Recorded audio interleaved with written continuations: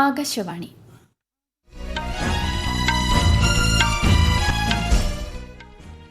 നമസ്കാരം. വാർത്തകൾ വായിക്കുന്നത് കൃഷ്ണ പ്രകൃതി.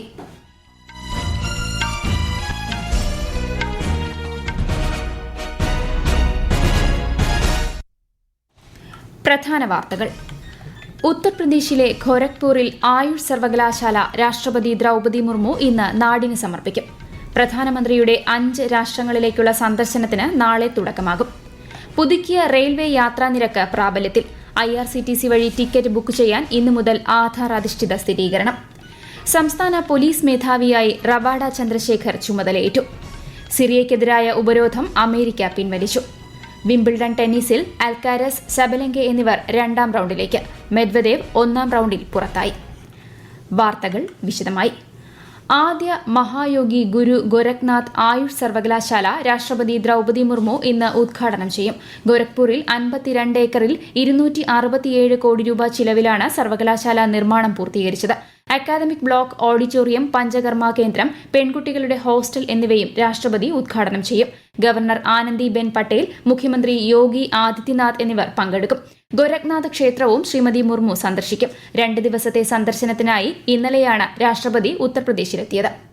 പ്രധാനമന്ത്രി നരേന്ദ്രമോദിയുടെ Ghana, Trinidad and Tobago, Argentina, Brazil, Namibia എന്നീ രാജ്യങ്ങളിലേക്കുള്ള സന്ദർശനം നാളെ ആരംഭിക്കും.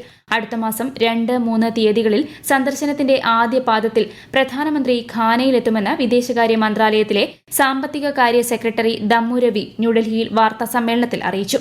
ഘാന പ്രസിഡന്റുമായും പ്രധാനമന്ത്രി കൂടിക്കാഴ്ച നടത്തുമെന്ന് അദ്ദേഹം അറിയിച്ചു. സഹകരണ മേഖലയിലെ ഇന്ത്യയുടെ പാരമ്പര്യവും ആധുനികതയും ഇടകലർത്തിയാണ് സഹകരണ മന്ത്രാലയത്തിന് പ്രധാനമന്ത്രി നരേന്ദ്രമോദി രൂപം നൽകിയതെന്ന് കേന്ദ്ര സഹകരണ മന്ത്രി അമിത്ഷാ. സംസ്ഥാനങ്ങളിലെയും കേന്ദ്രഭരണ പ്രദേശങ്ങളിലെയും സഹകരണ മന്ത്രിമാരുമായി ന്യൂഡൽഹിയിൽ ചേർന്ന മന്ദൻ ബൈഠക്കിൽ സംസാരിക്കുകയായിരുന്നു കേന്ദ്രമന്ത്രി. അന്താരാഷ്ട്ര സഹകരണ വർഷാഘോഷത്തോടനുബന്ധിച്ചായിരുന്നു യോഗം. ഇന്ത്യയിലെ സഹകരണ പ്രസ്ഥാനങ്ങളെ ശക്തിപ്പെടുത്തുന്നതിന് നടപ്പാക്കുന്ന പദ്ധതികൾ, അവയുടെ പുരോഗതി ഉൾപ്പെടെ യോഗം ചർച്ച ചെയ്തു. മൂലധനം, ഉൽപാദനക്ഷമത എന്നിവ വർദ്ധിപ്പിക്കുന്നതിനും സാങ്കേതിക വിദ്യ മെച്ചപ്പെടുത്തുന്നതിനും സ്വകാര്യ നിക്ഷേപം പ്രധാന പങ്ക് വഹിക്കുന്നുണ്ടെന്ന് കേന്ദ്ര ധനമന്ത്രി നിർമ്മല സീതാരാമൻ.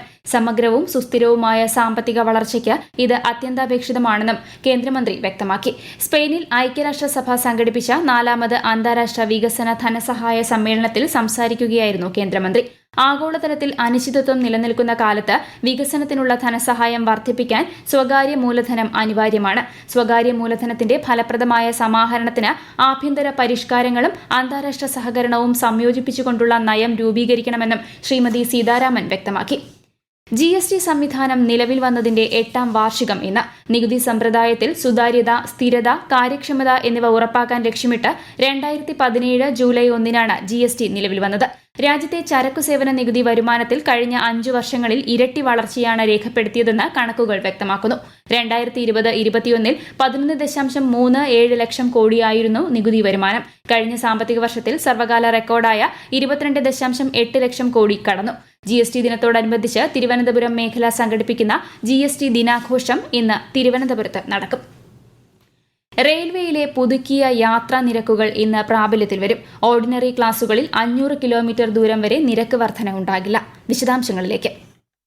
500 കിലോമീറ്ററിന് ശേഷം കിലോമീറ്ററിന് അര പൈസയാണ് വർദ്ധിക്കുന്നത്. 501 കിലോമീറ്റർ മുതൽ 1500 കിലോമീറ്റർ വരെ ടിക്കറ്റിന് 5 രൂപ അധികം നൽകണം. 1501 കിലോമീറ്റർ മുതൽ 2500 കിലോമീറ്റർ വരെ 10 രൂപയും 2501 മുതൽ 3000 കിലോമീറ്റർ വരെ 15 രൂപയുമാണ് വർദ്ധിക്കുന്നത്. മെയിൽ, എക്സ്പ്രസ് ട്രെയിനുകൾക്ക് കിലോമീറ്ററിന് 1 പൈസ വർദ്ധിക്കും. AC കോച്ചുകൾക്ക് കിലോമീറ്ററിന് 2 പൈസയാണ് വർധന.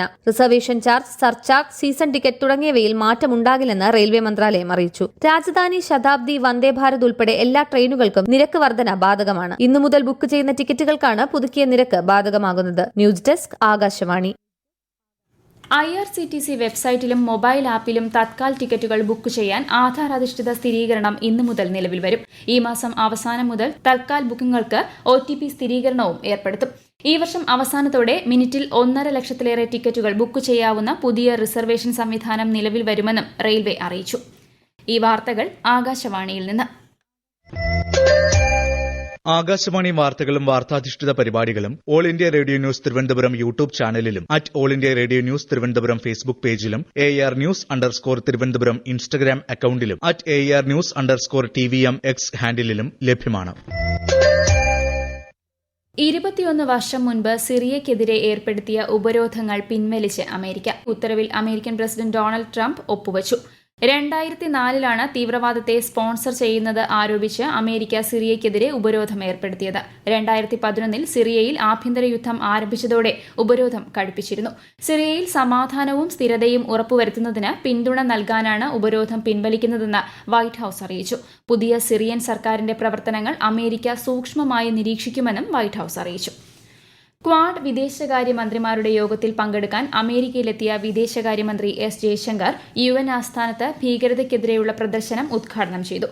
വിദേശകാര്യമന്ത്രിമാരുടെ യോഗത്തിന് ഇന്ന് വാഷിംഗ്ടണിൽ തുടക്കമായി. വിശദാംശങ്ങളിലേക്ക്. സ്വതന്ത്രവും സുരക്ഷിതവുമായ ഇൻഡോ പസഫിക് മേഖലയ്ക്കായി പൊതു കാഴ്ചപ്പാട് രൂപീകരിക്കുന്നതിനുള്ള പുതിയ നിർദ്ദേശങ്ങളിൽ ഇന്ന് ചേരുന്ന ക്വാഡ് യോഗം ശ്രദ്ധ കേന്ദ്രീകരിക്കുമെന്ന് വിദേശകാര്യ മന്ത്രാലയം പ്രസ്താവനയിൽ പറഞ്ഞു.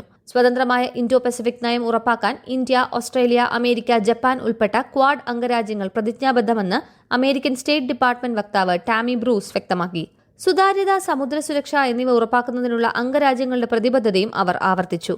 ഇൻഡോ പസഫിക് മേഖലയിലെ സുരക്ഷയിൽ ഇന്ത്യയുടെ പിന്തുണ വളരെ വലുതാണെന്ന് white house press secretary Karoline Leavitt പറഞ്ഞു. പ്രസിഡന്റ് ഡൊണാൾഡ് ട്രംപും പ്രധാനമന്ത്രി നരേന്ദ്രമോദിയും തമ്മിൽ ശക്തമായ ബന്ധമാണുള്ളതെന്നും അവർ പറഞ്ഞു. ഭീകരത ലോകത്ത് എവിടെയാണെങ്കിലും സമാധാനത്തിന് വെല്ലുവിളിയാണെന്ന് വിദേശകാര്യമന്ത്രി എസ് ജയശങ്കർ പറഞ്ഞു.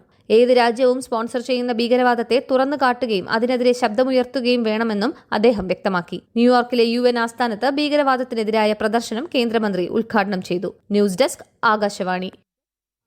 കരസേനാ മേധാവി ജനറൽ ഉപേന്ദ്ര ദ്വിവേദിയുടെ 4 ദിവസത്തെ ഭൂട്ടാൻ സന്ദർശനം ആരംഭിച്ചു. ഭൂട്ടാനിലെ രാജാവ്, കരസേനാ മേധാവി തുടങ്ങിയവരുമായി അദ്ദേഹം ചർച്ച നടത്തും. ഉഭയകക്ഷി പ്രതിരോധ സഹകരണം ശക്തിപ്പെടുത്തുകയാണ് സന്ദർശനത്തിന്റെ ലക്ഷ്യം.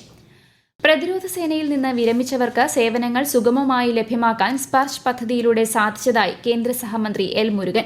തിരുച്ചിറപ്പള്ളിയിൽ ഡിഫൻസ് അക്കൌണ്ട്സ് വകുപ്പിന്റെ 206ാമത് സ്പർശ് ഔട്ട്റീച്ച് പരിപാടി ഉദ്ഘാടനം ചെയ്യുകയായിരുന്നു അദ്ദേഹം.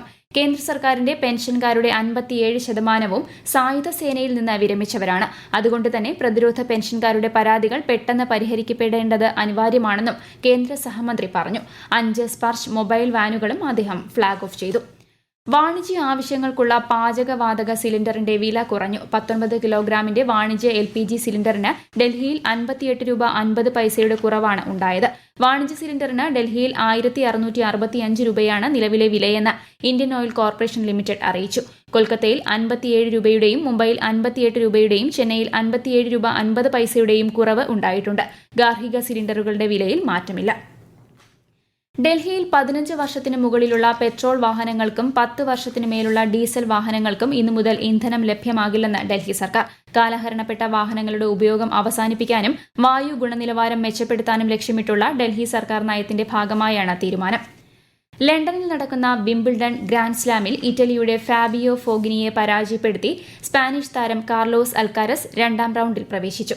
ഹാട്രിക് കിരീടം ലക്ഷ്യമിട്ടാണ് അൽക്കാരസ് ഇത്തവണ വിംബിൾഡണിൽ മാറ്റുരയ്ക്കുന്നത്. മറ്റൊരു മത്സരത്തിൽ മുൻ US ഓപ്പൺ ചാമ്പ്യനായ ഡാനിൽ മെദ്വദേവ് ഫ്രഞ്ച് താരം ബെഞ്ചമിൻ ബോൺസിനോട് പരാജയപ്പെട്ട് പുറത്തായി. വനിതാ വിഭാഗത്തിൽ അരിയാന സബലങ്ക കാഴ്സൺ ബ്രാൻസ്റ്റനെ പരാജയപ്പെടുത്തി. രോഹൻ ബൊപ്പണ്ണ ഉൾപ്പെടെ 4 ഇന്ത്യൻ താരങ്ങളും വിംബിൾഡണിൽ ഇത്തവണ വിവിധ വിഭാഗങ്ങളിൽ മത്സരിക്കും. സംസ്ഥാന പോലീസ് മേധാവിയായി റവാഡ ചന്ദ്രശേഖർ സ്ഥാനമേറ്റു. തിരുവനന്തപുരത്ത് പോലീസ് ആസ്ഥാനത്തെത്തിയ റവാഡ ADGP H വെങ്കടേഷിൽ നിന്നാണ് ചുമതലയേറ്റത്. കേന്ദ്ര സർവീസിൽ നിന്ന് വിടുതൽ ചെയ്ത റവാഡ ചന്ദ്രശേഖർ ഇന്ന് രാവിലെയാണ് തലസ്ഥാനത്തെത്തിയത്. ഇന്നലെ ചേർന്ന മന്ത്രിസഭാ യോഗത്തിലാണ് UPSC ചുരുക്കപ്പട്ടികയിലെ 2ാമനായ റവാഡയെ പോലീസ് മേധാവിയാക്കാൻ തീരുമാനമെടുത്തത്. 1991 ബാച്ച് IPS ഉദ്യോഗസ്ഥനായ ഇദ്ദേഹം കേന്ദ്ര ഇന്റലിജൻസ് ബ്യൂറോയിൽ സ്പെഷ്യൽ ഡയറക്ടറായി സേവനമനുഷ്ഠിച്ചു വരികയായിരുന്നു. സംസ്ഥാന മന്ത്രിസഭാ വാർഷികാഘോഷങ്ങളുടെ ഭാഗമായി മുഖ്യമന്ത്രി പിണറായി വിജയന്റെ അധ്യക്ഷതയിൽ 4 ജില്ലകളുടെ മേഖലാതല അവലോകന യോഗം ഇന്ന് കണ്ണൂരിൽ ചേരും. രാവിലെ 10 മണി മുതൽ കണ്ണൂർ കൃഷ്ണമേനോൻ മെമ്മോറിയൽ ഗവൺമെന്റ് വനിതാ കോളേജ് ഓഡിറ്റോറിയത്തിൽ നടക്കുന്ന യോഗത്തിൽ കോഴിക്കോട്, കണ്ണൂർ, വയനാട്, കാസർഗോഡ് ജില്ലകളിലെ വിവിധ വികസന പദ്ധതികൾ അവലോകനം ചെയ്യും. പ്രധാന വാർത്തകൾ വീണ്ടും. ഉത്തർപ്രദേശിലെ ഖോരഗ്പൂരിൽ ആയുഷ് സർവകലാശാല രാഷ്ട്രപതി ദ്രൌപദി മുർമു ഇന്ന് നാടിന് സമർപ്പിക്കും. പ്രധാനമന്ത്രിയുടെ 5 രാഷ്ട്രങ്ങളിലേക്കുള്ള സന്ദർശനത്തിന് നാളെ തുടക്കമാകും. പുതുക്കിയ റെയിൽവേ യാത്രാ നിരക്ക് പ്രാബല്യത്തിൽ. IRCTC വഴി ടിക്കറ്റ് ബുക്ക് ചെയ്യാൻ ഇന്നു മുതൽ ആധാർ അധിഷ്ഠിത സ്ഥിരീകരണം. സംസ്ഥാന പോലീസ് മേധാവിയായി റവാഡ ചന്ദ്രശേഖർ ചുമതലയേറ്റു. സിറിയയ്ക്കെതിരായ ഉപരോധം അമേരിക്ക പിൻവലിച്ചു. വിംബിൾഡൺ ടെന്നീസിൽ അൽക്കാരസ്, സബലങ്ക എന്നിവർ രണ്ടാം റൌണ്ടിലേക്ക്. മെദ്വദേവ് ഒന്നാം റൌണ്ടിൽ പുറത്തായി.